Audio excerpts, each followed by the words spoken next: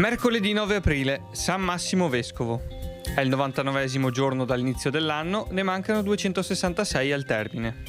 Il sole sorge alle 6:35 e tramonta alle 19:51. La luna si leva alle 16:24 e tramonta alle 5:19.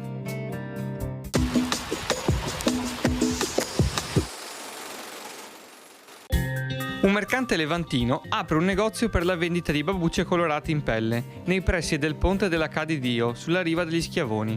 È il primo del genere a Venezia. La moda delle pantofole colorate si diffuse così rapidamente fra le signore che in breve tempo il furbo mercante accumulò una notevole fortuna.